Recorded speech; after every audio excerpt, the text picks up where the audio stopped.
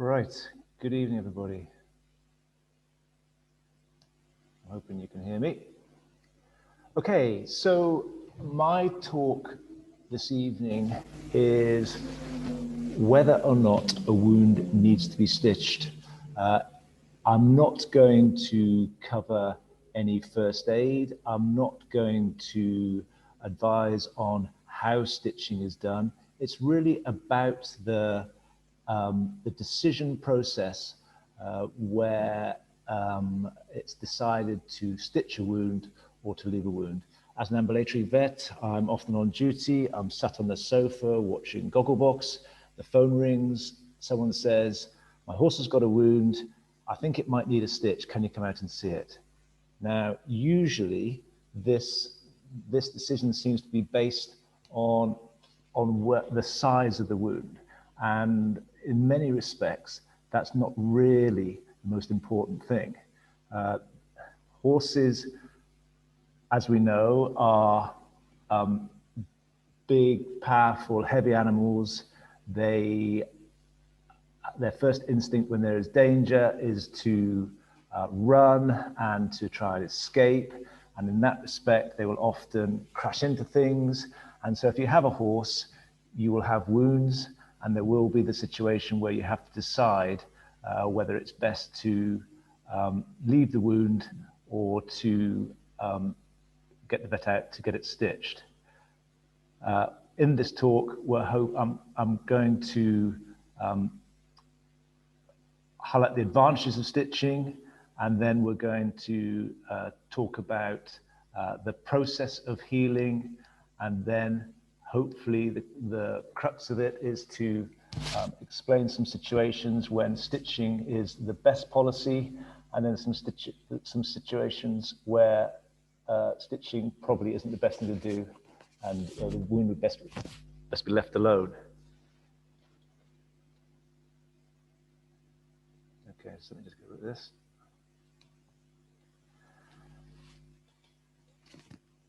And then finally, the take-home message of just a few points that hopefully you can take home and use to your advantage. So I think it's important that we're aware that in such a talk, there's going to be some graphic images. Sarah marched straight in with a lot of blood, but I think that we get desensitized. We see a lot of traumatic injuries, and if you find these objectionable or unpleasant, then basically just take 25 minutes and come back to see Andy's talk, because there are some possibly gory pictures. Right, why suture? Why not just put some purple spray on a wound, put some honey on it, slap a poultice on it, wave some crystals at it? Why suture a wound? So the advantages of suturing are possibly the most important one is you speed healing and the return to function. There is a cliche that wounds heal from side to side rather than end to end. So you can have a wound that is a few inches long or a wound that is a meter long, and if everything goes well, they will heal at the same time. And that normally takes about 14 days for the stitches to come out, compared to weeks and months if you rely on them just to heal of their own. Clearly, there's cosmetic superiority from stitching them compared to leaving them. This can be important in the show ring, and it has some value. I've certainly vetted horses where the vendor has remarked if they've got a big wound or a big scar on a limb or on the body that it's put purchases off and it's affected their value.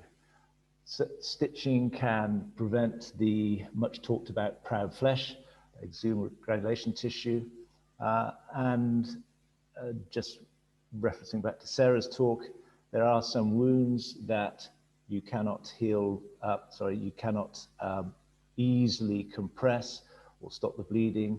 And so by stitching them, you can prevent hemorrhage. It applies pressure to the small vessels and possibly even the bigger vessels and prevents extensive hemorrhage.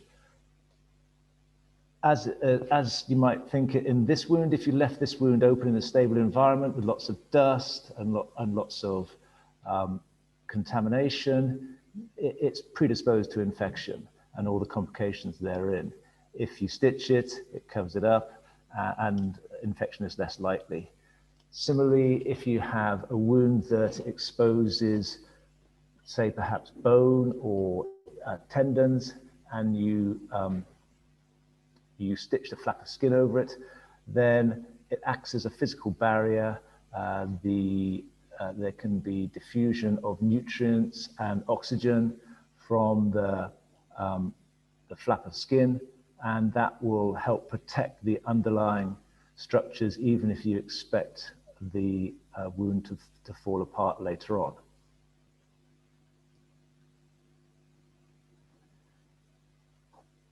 Okay, I think it's worth talking a little bit briefly or a little bit about the healing process. All wounds go through the same 3 phases. I've heard described as 4 phases of healing. Firstly, the inflammatory phase. This involves the blood clotting. It involves the migration of the inflammatory white cells into the area. And I think it's important to understand that any wound can have the 3 components of the healing process happening in different parts of the same wound at the same time. The proliferative phase is the formation of the new blood supply into the area, the laying down of fibrous tissue, and then ultimately the maturation phase, which takes months, is the shrinking of the scar and the formation of little myofibroblasts, which are muscular cells that contract the wound further. And there is some research that shows that you've only got about 20% of the original strength in the tissue after a couple of weeks, and to get up to 50% of the original strength of the tissue can take several months. Okay, so whilst all wounds go through the healing process, you can divide the healing into secondary intention and primary intention. These pictures are of the same wound. It was a horse that cut its leg jumping through a hedge, and on the left, or certainly on the left as I look at it, the wound was sutured. This is the aspiration. This is primary intention. You oppose the wound edges. The cells bridge across the defect relatively rapidly. And as I said before, normally you can take the sutures out in 10 to 14 days. But as we discussed, the actual strength of the wound can take a lot longer. In this situation, the wound broke down, and we came back to secondary intention healing. The resolution of this photograph isn't that great, but you can see the defect being filled in by granulation tissue. These are comprised of capillaries and fibrous tissue, and then the epithelium is forming, the skin is forming around the edge, and the wound is contracting down. The granulation tissue, interestingly enough, doesn't have any nerves in it, and if you've ever seen people trimming proud flesh or burning it with copper sulfate, it's not that uncomfortable for the horse because there are no nerves in it. Okay, so when stitching is a good idea, blood supply, as I've suggested, is very important. It provides nutrients, oxygen, and brings the cells involved in the healing process to the area.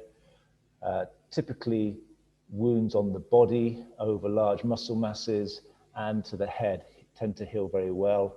Similarly, they bleed a lot because they have a good blood supply. Wounds that have sharp edges. You can see, relatively speaking, this is a sharp wound, and these type of wounds that are slices rather than crush wounds tend to do much better.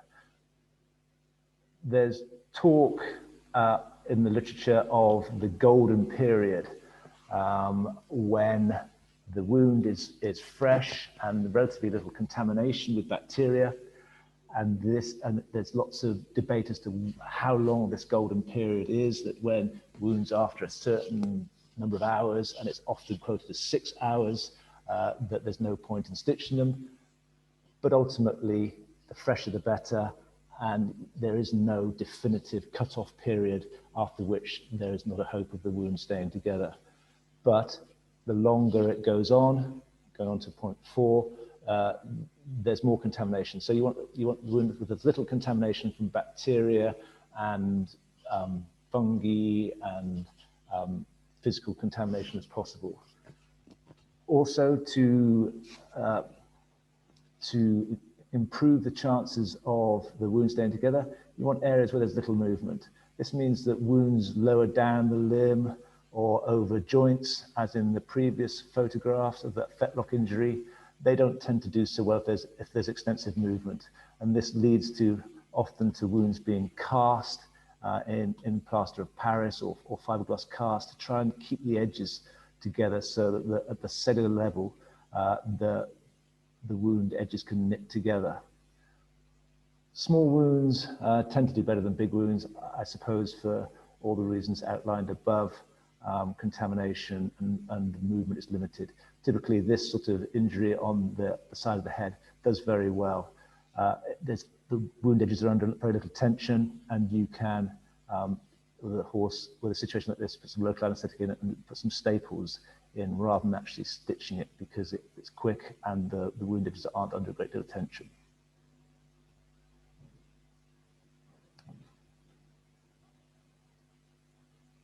Now then, we're going to go on to when they're actually a bad choice. So, heavily contaminated wounds. Once again, wounds on the lower leg. I once worked with a colleague, or Ed and I worked with a colleague who claimed that he never stitched a wound below the knee or the hock, and he certainly never nerve blocked a hind leg. And there is some mileage in his position. I mean, in this particularly horrific injury here, the reason why distal limb wounds don't do so well, or the reasons are multiple. Close to the ground, lots of contamination, the blood supply isn't that great, the skin, there's not a lot of spare skin to pull over the wound, and often these wounds are fairly, they originate in some sort of blunt trauma, and the edges of the wound have been crushed and bruised, and that in itself damages the blood supply to the skin, and so they don't tend to knit together very well. This wound here actually, once again, was put in a plaster cast, and amazingly, the photos that I was given that show the process of it healing were absolutely fantastic, and it did remarkably well. So inverted V flaps. If you can imagine that if you have an inverted V, the blood supply has to come down around the base of the V and go up towards the apex against gravity. And once again, you tend to get poor nutrient exchange, poor oxygenation at the apex of these flaps. And unlike this wound on the right here, where the flap is facing down, the inverted V flaps, they tend to do not as well. Interesting, this flap here, obviously it's quite an old wound, it's heavily contaminated. You may be better off just cutting across there and throwing that piece away, because it will shrink down remarkably well, fill up the granulation tissue, and probably just stitching it would be exactly a waste of time. But in terms of cost-benefit analysis, it's probably not worth it, because the flap will probably fall apart at the end anyway. If you've got a defect in the skin, roping it together with great big sutures Putting the skin under a lot of tension tends to lead to disappointment. The sutures pull through, and the blood supply is often compromised by the fact that it's under such tension and that the skin blanches to a degree. Once again, for the reasons discussed previously, basically contamination, old wounds don't do particularly well when they're stitched. The surgeons will have you know that they can revise the situation, they can freshen up the edges, but in my experience, that's not necessarily the way to go. Kick wounds, they don't do so well. Almost by definition, the foot from the horse that kicked it is usually covered in dirt.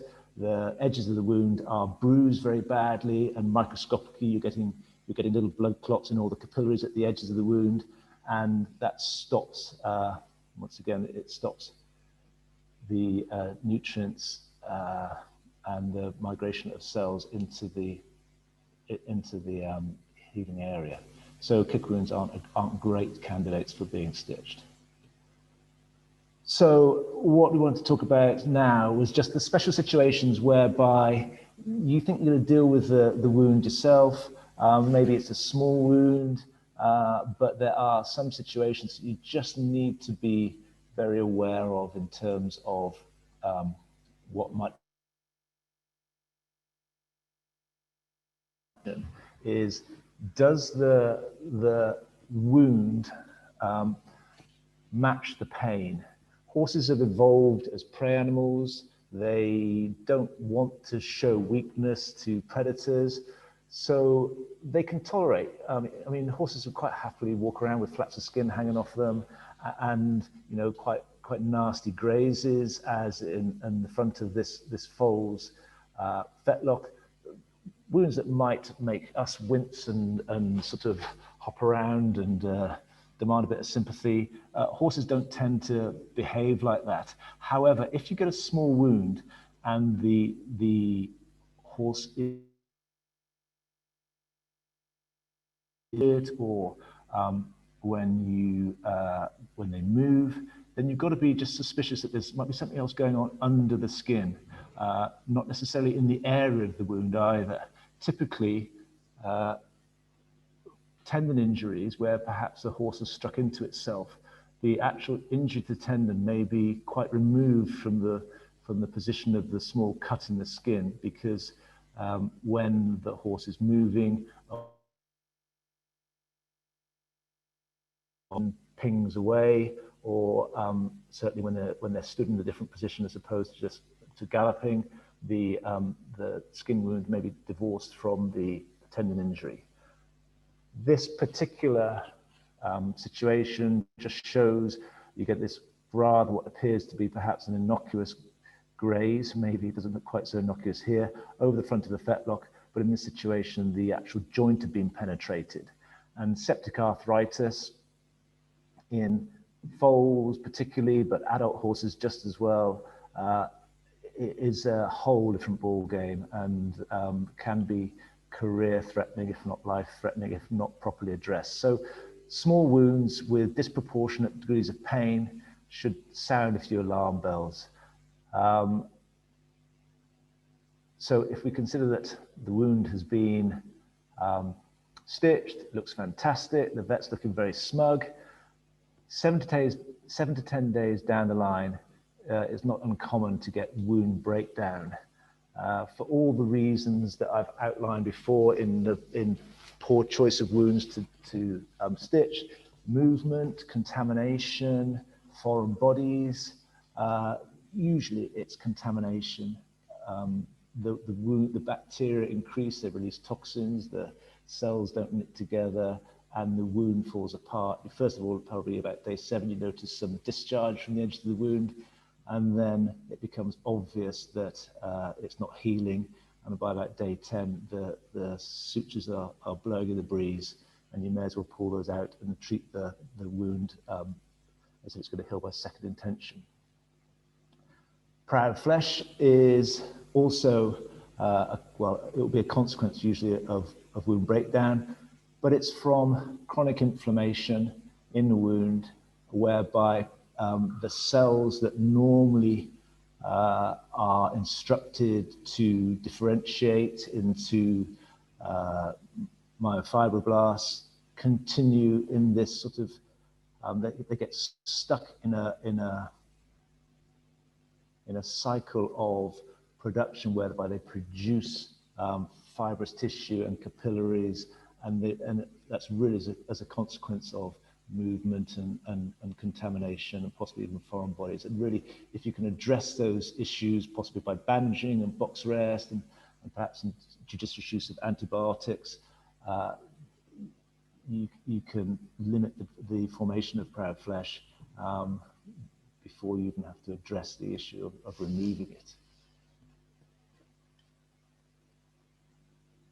Okay.